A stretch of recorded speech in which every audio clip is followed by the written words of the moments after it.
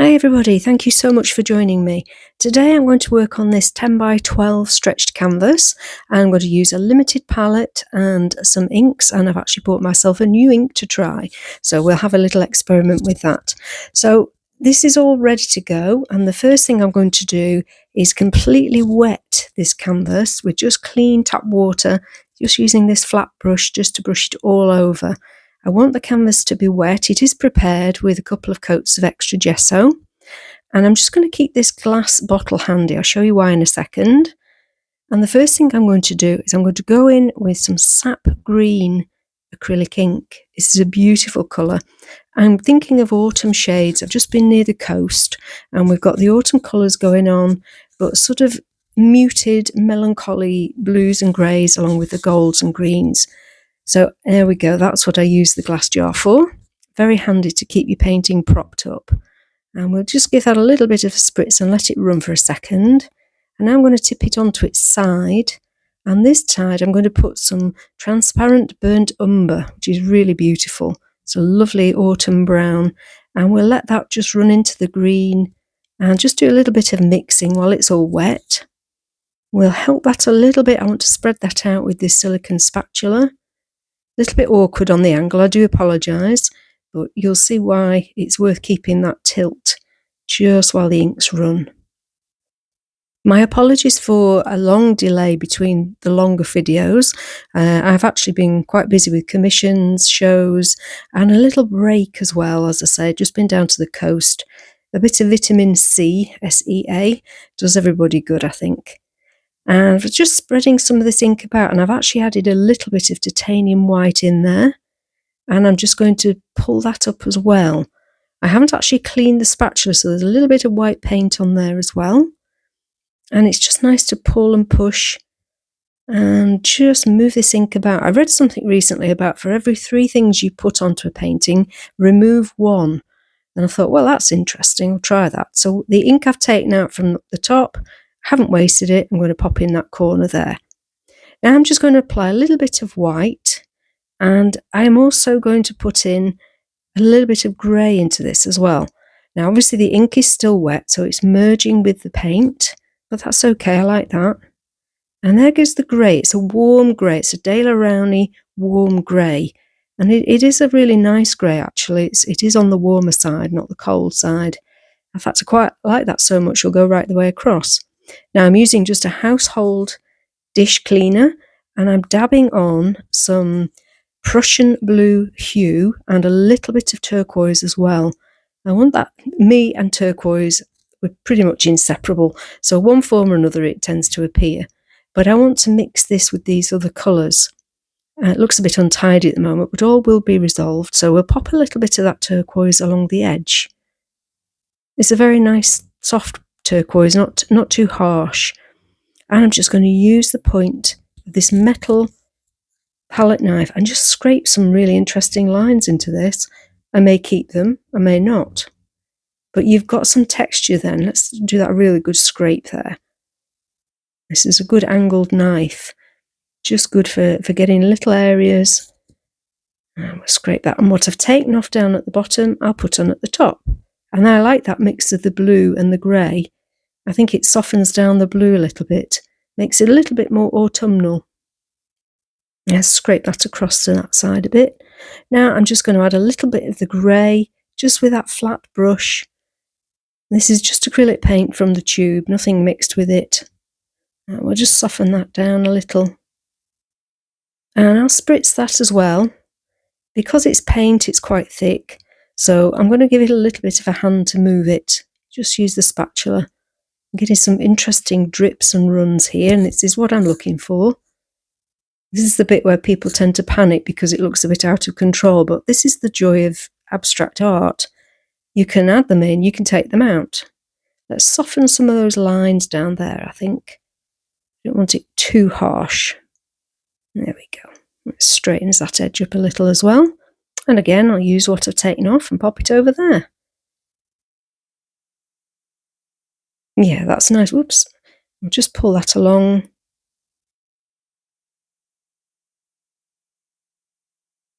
As you can see, it's still on the glass pot, so it's still allowing that ink to run down. I'm just going to dab off where it's running over the edge, take some of the excess off. You don't have to keep all of it if you don't want to.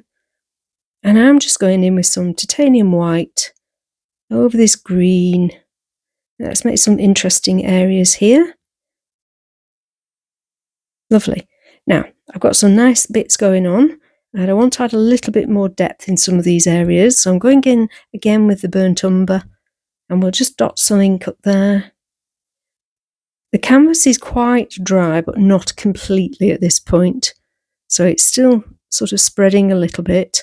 We'll make some lines. I love the edge of this silicone spatula because it makes really nice fine lines. And I can push the ink about.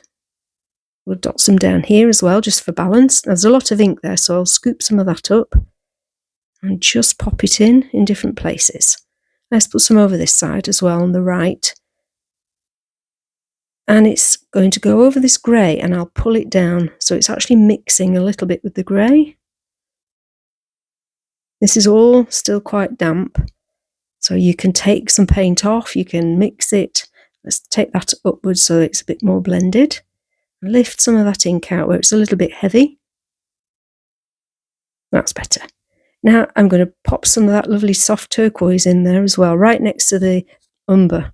And across the top we'll do the same. We'll put a bit of turquoise and a little bit of Prussian blue just along the edge. And we'll do the same over this side. It gives it a nice sort of frame, really.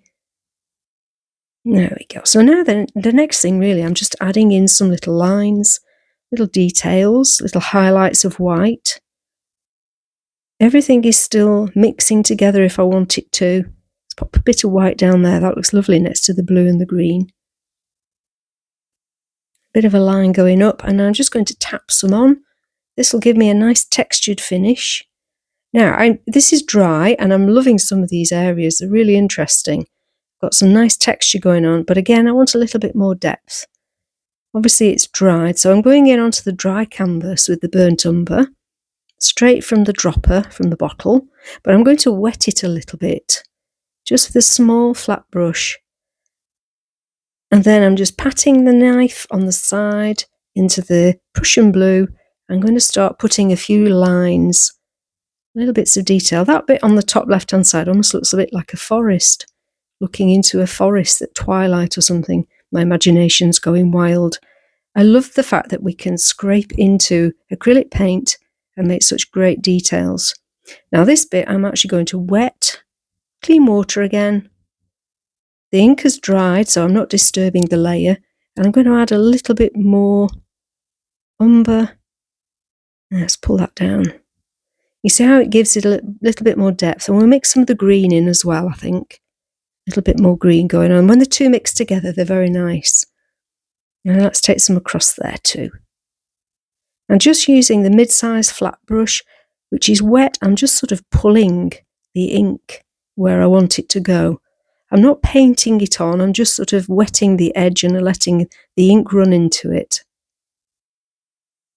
And now I'm just going to spritz it a little with the pen spritzer. A little bit more easy to direct than a large spray. Ooh, that colour looks lovely. I like that bit there. And look at that little curl. I love that. It probably won't stay, but it doesn't matter. Okay, down this bottom I've mixed a little bit of white, a little bit of blue, and I'm just going to put the same here. I'm going to put a little bit of blue, Prussian blue hue, just scraping it quite hard onto the canvas. Gives me some lovely texture. Let's put a little bit more green in there. That's nice. Highlight above that little white area. And we'll do the same in this corner. We'll put a little bit of green, and then we'll drop in a little bit of umber as well. Just a bit pale, that area, so we'll get some colour going.